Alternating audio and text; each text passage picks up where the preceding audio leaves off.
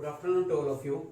देखिए, आज हम करने वाले हैं प्रोजेक्टाइल का सेकंड पार्ट। मतलब कह सकते हो कि हमने जो फर्स्ट टाइप का जो प्रोजेक्टाइल पढ़ा वो था एंगुलर प्रोजेक्टाइल मोशन, जिसमें ग्राउंड टू ग्राउंड बॉडी, यानी बॉडी को ग्राउंड से फेंका जाता था और बॉडी ग्राउंड पे ही आके गिरती थी। मतलब टारगेट भी उसका ग्राउंड पे ही होता था।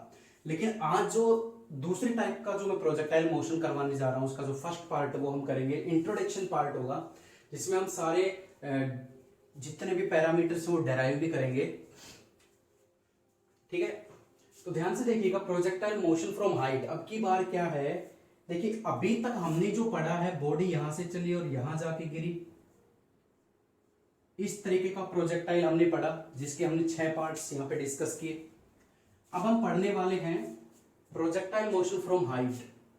मतलब कोई भी एक बिल्डिंग है,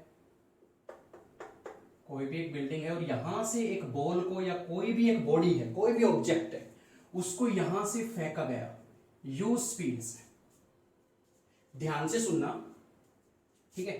उसको यहां से फेंका गया यू स्पीड से, यानी उसकी एक्स डायरेक्शन में। एक्स डायरेक्शन में इनिशियल स्पीड कितनी होगी, यू एक्स कितनी हो जाएगी, यू। बहुत ही ध्यान से समझना इसके कंसेप्ट को, ठीक है। ठीक है, थोड़ी सी और आगे आई, इसकी स्पीड यू ही रही।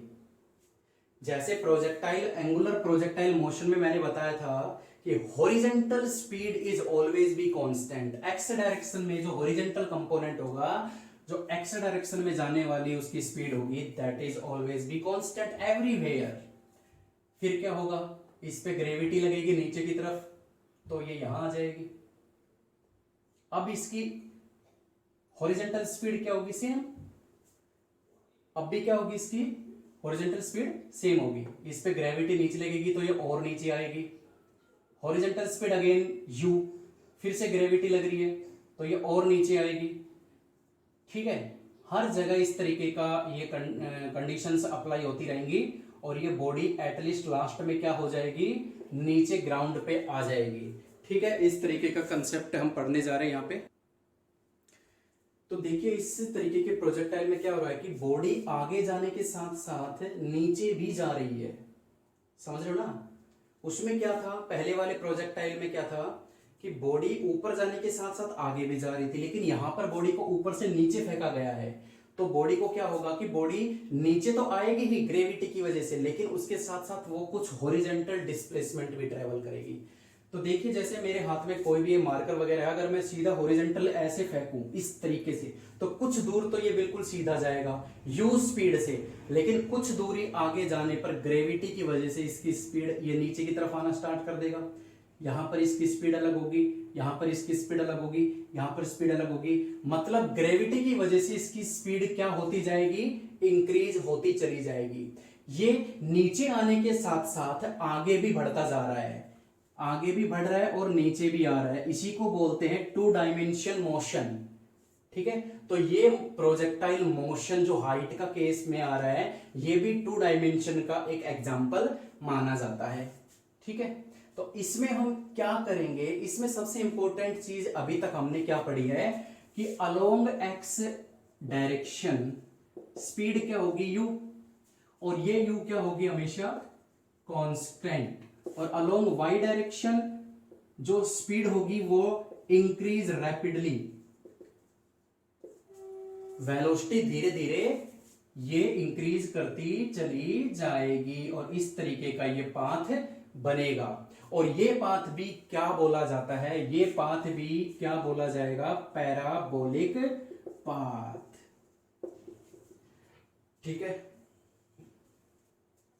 और यहां पर जब ये बॉडी यहां पर थी तो वाई डायरेक्शन में इसकी वेलोसिटी कितनी है, यानी यू वाई क्या होगा यहां पे, 0।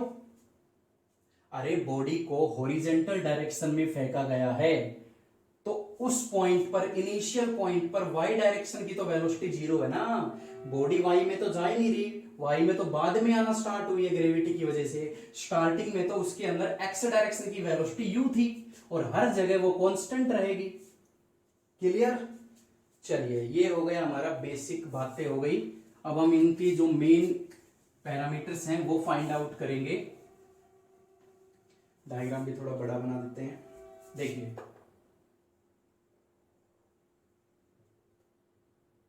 यहां पर बॉडी है और ये इस तरीके का पाथ ट्रेवल करते हुए आई है। ठीक है, ध्यान से देखिएगा, यहां पर एक्स डायरेक्शन में उसकी स्पीड कितनी है u, यहां पर y डायरेक्शन में उसकी स्पीड क्या है 0। मैं बता चुका हूं कि हॉरिजेंटल वेलोसिटी कांस्टेंट है तो एक्सेलरेशन क्या होगा 0। पता होना चाहिए आपको, +1 में वेक्टर अलजेब्रा और ये काइनेमेटिक्स में पढ़ा चुका हूं, आपको एक्सेलरेशन का पार्ट करवा चुका हूं। एक्सेलरेशन का फॉर्मूला होता है dv/dt। dv का मतलब होता है चेंज इन वेलोसिटी, और जब वेलोसिटी में कोई चेंज हो ही नहीं रहा, मतलब मैं इसको ऐसे लिख सकता हूं, अरे चेंज इन वेलोसिटी का मतलब क्या होता है फाइनल माइनस इनिशियल, और वेलोसिटी में चेंज हो ही नहीं रहा, ये कांस्टेंट है, ये कांस्टेंट है, तो ये दोनों सेम कट जाएगा, 0 क्रॉस मल्टीप्लाई, ये आएगा 0/dy/dt = 0। तो एक्सेलरेशन 0 होता है, हमेशा याद रखना। ये मैं एंगुलर प्रोजेक्टाइल में भी आपको बता चुका हूं। क्लियर है? चलिए अब क्या होने वाला है यहाँ पे, मान लीजिए इसकी जो हाइट है वो मैंने h मान ली, ये जो बिल्डिंग हमने ली है, ये जो टावर हमने लिया है, कुछ भी हो इनकी हाइट मैंने, और जहां से बॉडी चली और जहां जाके गिरी उसको तो आपको मालूम है वो हॉरिजॉन्टल रेंज कहलाती है। ठीक है, अब मैं यहां पे पहला पैरामीटर फाइंड आउट करने जा रहा हूं, और वो क्या है, वो है हमारा हमेशा की तरह टाइम ऑफ फ्लाइट। बॉडी कितनी देर हवा में रही है, denoted by small t, body कितनी देर हवा में रही है, this is the time of flight. ये हम फाइंड आउट करने जा रहे हैं। यहां पे देखिए, बॉडी का मोशन किस डायरेक्शन में हुआ है, ये बताइए मुझे, बॉडी का मोशन किस डायरेक्शन में हुआ है। ऊपर से जब वो नीचे आई है तो वो y के अलोंग आई है। ठीक है, तो हम कंसीडर क्या करेंगे, कंसीडर y डायरेक्शन। फटाफट बता दीजिए कि y डायरेक्शन में इनिशियल स्पीड कितनी है, y डायरेक्शन में एक्सेलरेशन कितना है, y डायरेक्शन में टाइम पीरियड कितना है, y डायरेक्शन में डिस्प्लेसमेंट कितना है। आप टाइम पीरियड इजीली निकाल पाओगे। uy initial velocity y direction में क्या है 0 स्टार्टिंग में, और एक्सेलरेशन हमेशा ऑलवेज भी नेगेटिव, ये हम पहले भी कर चुके हैं अंडर मोशन अंडर ग्रेविटी के कंसेप्ट में। टाइम पीरियड को t ही माना गया है, और डिस्प्लेसमेंट कितना हुआ, यहां से चली यहां पे आई तो अलोंग y इतना डिस्प्लेसमेंट हुआ, दैट इज h। तो यहां से हम क्या चीज फाइंड आउट कर पाएंगे, देखिए हमें टाइम पीरियड फाइंड आउट करना है, तो हम ये इक्वेशन लगा देते हैं, h = ut + ½ gt²। ध्यान से देखिएगा, s कितना है दैट इज h, u कितना है uy 0, ये कंप्लीट 0, ½ - g एंड t²। तो कंप्लीट ये इधर आ जाएगा, क्रॉस मल्टीप्लाई में ये आ जाएगा gt² = 2h, t² = 2h/g, और स्क्वायर हटा दूंगा तो √g। This is the formula for the time of flight in projectile motion from height के केस में, ये टाइम ऑफ फ्लाइट का फॉर्मूला बनता है। प्रोजेक्टाइल एंगुलर प्रोजेक्टाइल मोशन में टाइम ऑफ फ्लाइट कितना आया था 2u sin θ/g, और इसमें कितना आया √2h/g। g तो फिक्स रहता है, tan की वैल्यू हम लेके चलते हैं न्यूमेरिकल में, और h की वैल्यू हमें मालूम होनी चाहिए। तो न्यूमेरिकल में अगर आपको h दे दिया जाए तो आप टाइम ऑफ फ्लाइट इजीली निकाल पाओगे कि बॉडी कितनी देर में नीचे आई है, कितनी देर वो हवा में रही है, that is the time of flight. Second parameter चलते हैं इसका, अब हम इसका सेकंड पार्ट करने वाले हैं। सेकंड पैरामीटर इसी मोशन का आता है हॉरिजॉन्टल रेंज का, horizontal range denoted by capital R, denoted by capital. तो हॉरिजॉन्टल रेंज में आप देखिए कि बॉडी बिल्डिंग के फुट से कितनी दूर जाके गिरी है। आप मतलब अपने घर की छत पे हो और आपने कोई पत्थर हो या कोई भी ऑब्जेक्ट को नीचे फेंका, बॉडी कुछ देर तो सीधी गई, फिर वो ग्रेविटी की वजह से नीचे आई, और जब वो नीचे आई ना तो उसकी स्पीड बढ़ती चली गई ग्रेविटी की वजह से, तो वो आपके घर से कितनी दूर जाके गिरी, that is the horizontal range. तो एक्स डायरेक्शन का यहाँ पे मोशन कंसीडर होगा, साफ तौर पे दिख रहा है। तो कंसीडर एक्स डायरेक्शन, तो what is the value of you x, what is the value of A x, what is the value of T and what is the value of S x. You x, x direction में value क्या है you, acceleration zero होता है, क्यों, क्योंकि x direction में velocity is always be constant. Time period T है क्योंकि बॉडी यहां से यहां तक आने में कितना समय लगा T, that is the horizontal range. S x, body कितनी दूर जाके गिरी है वो तो साफ तौर पे दिख रहा है, आर माना है मैंने, दैट इज आर। तो कौन सी इक्वेशन का यूज करना है यहाँ पे भी वही, s is equal to u t plus half a t square, s that is r, u that is u, t a zero है तो ये पूरा जीरो बन गया, ये आ गया भाई r is equal to u t and put the value of t, put the value of t that is 2h by g. This is the formula of horizontal range. Clear है, बहुत ही easy concept है, बहुत ही easy concept है ये। ठीक है, अब हम बात करते हैं हमारी वेलोसिटी, वेलोसिटी और फाइंड आउट करेंगे, और ये सबसे इंपॉर्टेंट है। थर्ड में जो करवाने जा रहा हूं, देख मैं यहाँ पे मेंशन कर देता हूं हमारी हॉरिजॉन्टल रेंज कितनी आई थी, u under root 2h by g, आगे यूज होंगी हमारी। अब हम निकालने जा रहे हैं velocity of object, velocity of object at any instant, eight any instant of time, किसी भी समय पर। तो ध्यान दीजिए डेरिवेशन, इसके डायग्राम को समझने की कोशिश कीजिएगा।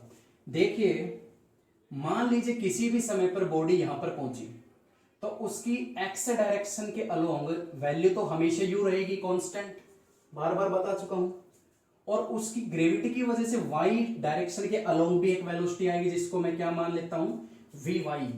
तो यहां पर देखिए इसकी वी एक्स क्या होगी यू और वी वाई क्या होगी इसकी हमें नहीं मालूम, तो वी वाई हम फाइंड आउट कर लेते हैं। देखिए वेलोसिटी के यहाँ पे दो कंपोनेंट बनेंगे, किसी भी पॉइंट पर आप देख लीजिए, किसी भी पॉइंट पर आप देख लीजिए यहां पर वेलोसिटी के दो कंपोनेंट बनेंगे। तो मैं लिख लेता हूं एक्स डायरेक्शन के अलोंग तो यू रहेगी and that is constant, and that is constant. Clear है। अब वाई डायरेक्शन से हम निकालेंगे, वी वाई निकालने का तरीका है u y plus a y t. इस इक्वेशन से मैं वी वाई इजिली निकाल सकता हूं। वी वाई नहीं मालूम, यू वाई, वाई डायरेक्शन में इनिशियल स्पीड क्या है बच्चों जीरो, और एक्सेलरेशन इज ऑलवेज भी नेगेटिव, टाइम पीरियड टी। तो आपके पास यहां से वी वाई कितनी आ गई minus g t. Minus sign क्यों आ रहा है, क्योंकि बॉडी नीचे की तरफ आ रही है, क्योंकि बॉडी का मोशन डाउनवर्ड है इसलिए वेलोसिटी नेगेटिव आई है यहां पर। वी एक्स मिल चुका है, एक्स डायरेक्शन में वेलोसिटी कितनी है, वाई डायरेक्शन में वेलोसिटी कितनी है, तो नेट वेलोसिटी कितनी आएगी, इनका रिजल्टेंट यानी ये रिजल्टेंट कितना आएगा, तो वेलोसिटी का ये रिजल्टेंट आता है हमारा, बताइए मुझे, अगर मैं इसको वेक्टर फॉर्म में लिखूं, वेक्टर फॉर्म में, तो v कितना आएगा बच्चों, ध्यान दीजिए एक्स डायरेक्शन में क्या है u, एक्स में है तो मैं आई कैप लगा दूंगा और वो है minus g t, y direction में है तो j कैप लगा दूंगा।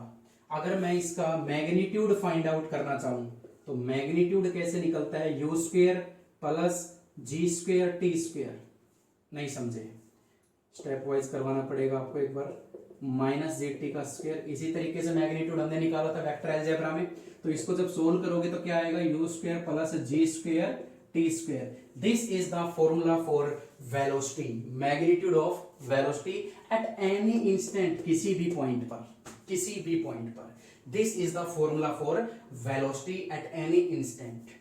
क्लियर है, तीनों फॉर्मूले आ चुके हैं। ठीक है, अब हम लास्ट करते हैं इसका एंगल। जब ये ग्राउंड से हिट हुई, जब बॉल ग्राउंड पर आकर गिरी उस समय इसका एंगल कितना था, तो वो भी निकाल के देख लेते हैं फटाफट। तो ध्यान दीजिए यहां पे समझना पड़ेगा आपको, एंगल में फाइंड आउट करने जा रहा हूं जो कि थीटा से रिप्रेजेंट होगा। जब बॉडी ग्राउंड पर टच हुई तो उसकी अलोंग एक्स डायरेक्शन में तो velocity is always be constant यू ही रहेगी, और वाई कंपोनेंट में उसकी वेलोसिटी वी वाई जो कि हम निकाल चुके हैं। क्लियर है, तो इसका थोड़ा सा ये आएगा,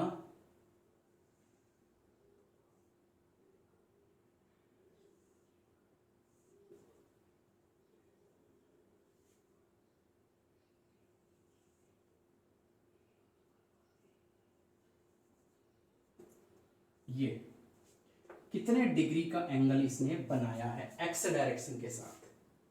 तो ये क्या था आपका Vx और ये क्या था आपका Vy। तो आप एंगल कैसे निकाल सकते हो? तो एंगल निकालना कोई बड़ी बात नहीं है, साफ तौर पे दिख रहा है। मैं ये वाला राइट एंगल ट्रायंगल का यूज कर लेता हूं यहाँ पे, इससे भी निकल सकती है डायरेक्शन। ये वाला एंगल हमें फाइंड आउट करना है। यहाँ पे अगर मैं बात करूं तो ये Vx हो जाएगी, ये Vy है हमारी, और ये जो रिजल्टेंट आएगा, ये जो एंगल है, ये एंगल हमें फाइंड आउट करना है। सभी एंगल ये फाइंड आउट करेंगे हम। तो एंगल कैसे निकलेगा? यहां मैं एक टेंजेंट थीटा यूज कर लेता हूं, साफ तौर पे दिख रहा है। ये ट्रायंगल में यूज कर रहा हूं, ये क्या है मेरी Vx, ये क्या है Vy, ये रिजल्टेंट आया ये थीटा, ये फाइंड आउट करना है। तो यहां से मैं इसको अगर इस वेक्टर को इधर खिसका सकता हूं तो ये Vy तो ये भी Vy बन जाएगा। तो यहां से टेंजेंट थीटा निकाल लीजिए, perpendicular upon base Vy by Vx, Vy by Vx यहां से आप निकाल सकते हो। तो Vy आपका कितना आया था सोचिए जरा, GT, और Vx कितना है, दैट इज U। आराम से देखिए, अभी देखिए मैंने वेलोसिटी निकाला था तो उसमें रिजल्टेंट मेरा ये आया था, ठीक है। तो मैंने कहा Vx by Vy by Vx, तो Vy वाई डायरेक्शन में वेलोसिटी कितनी आई थी GT। देखिए पिछले ही अभी करवाया था वेलोसिटी का पैरामीटर हमने, तो GT बाई V। तो थीटा की वैल्यू अगर मैं निकालूंगा तो कितनी बन जाएगी, tangent inverse GT by U। This is the angle, कि जितने एंगल से बॉडी ग्राउंड पर हिट हुई है ये एंगल हमें फाइंड आउट करना था। तो यहां से मैंने एक राइट एंगल ट्रायंगल, यहाँ पे ये ट्रायंगल का मैंने यूज किया, ठीक है। ये क्या है, what is this, this is Vx and what is this is Vy।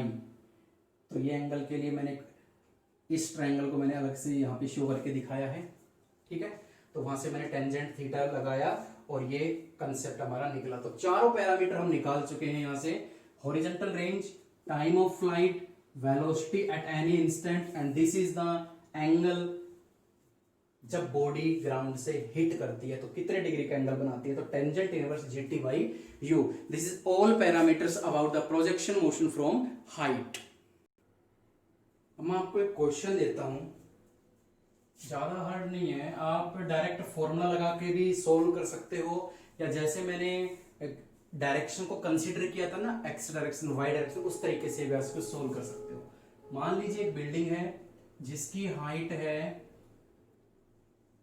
20 metre, यहां से बॉल को फेंका गया 5 मीटर पर सेकंड की स्पीड से और बॉल ये आई, ठीक है। तो इसमें हमें एक तो ये निकालना है कि time taken by ball to reach the ground. एक इसकी हॉरिजेंटल रेंज निकालनी है, एक इसका निकालना है velocity of body when it hit the ground, एक इसका एंगल आपको फाइंड आउट करना है। ये सारी चीजें इसने फिर से पूछ ली, वैसा ही ना जैसा मैंने किया है, बिल्कुल वैसे ही। तो मैं जस्ट ये बताना चाह रहा हूं आपको कि अगर आप डायरेक्ट फॉर्मूले भूल जाओ एग्जाम्स में, अगर आप इसका फॉर्मूला भूल जाओ, जो भी पैरामीटर अभी मैंने फाइंड आउट करवाए थे, time of flight, horizontal range, velocity at any instant at angle, अगर इनका फॉर्मूला आपके याद भी ना आए ना तो आप डायरेक्ट भी कर सकते हो, जैसे मैंने डेराइव किया करवाया था ना उन लोगों को। जैसे अब देखिए, time taken by the ball to reach the ground, कितना समय लिया बॉल ने यहां से यहां तक पहुंचने में, तो वाई डायरेक्शन को मैं कंसीडर करूंगा, अलोंग वाई डायरेक्शन। फटाफट बताइए मुझे वाई डायरेक्शन में यू वाई कितना है, ए वाई कितना है, ठीक है। और टाइम तो फाइंड आउट करना ही है, टाइम तो फाइंड आउट करना ही है, और एस वाई कितना है। तो देखिए सब कुछ, यू वाई क्या है 5 मीटर पर सेकेंड, ए वाई क्या है, अब मुझे बताओ ए वाई क्या है -g, और यानी g क्या है -10 मीटर पर second square. Time find out करना, डिस्प्लेसमेंट कितना, यहां से यहां तक आना कितना 20, और बॉडी अगर नीचे की तरफ आई है तो -20 लेंगे। ठीक है, तो आप डायरेक्ट भी कर सकते हैं, इस तरीके से भी कर सकते हैं। S is equal to ut plus half 80 square, half 80 square कितना बनेगा, S कितना है -20, u कितना है 5, टाइम नहीं मालूम, और एक्सेलरेशन क्या है 1/2, ये आ जाएगा आपका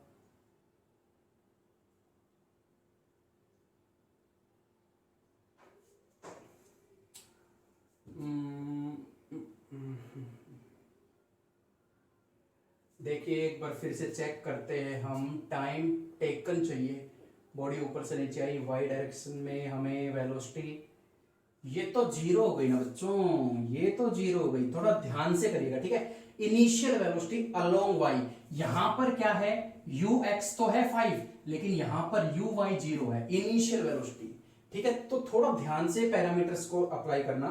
uy 0 है, ay -g होगा हमेशा नीचे की तरफ। अब सोल्व करते हैं इसको। ठीक है, अब आंसर आ जाएगा आपका s कितना है बच्चों, यहाँ पे -20, u 0 है, ये कंप्लीट 0 हो जाएगा, 1/2 -10 और t स्क्वायर हमें नहीं मालूम। इसको सोल्व करूंगा कितना आएगा, माइनस से माइनस कैंसिल आउट, 2 5 5 4 ये आ जाएगा आपका t स्क्वायर। तो t की वैल्यू आएगी +-2 यानी +2 सेकेंड, यानी बॉल ने यहां से यहां तक पहुंचने में कितनी देर लगाई, 2 सेकेंड।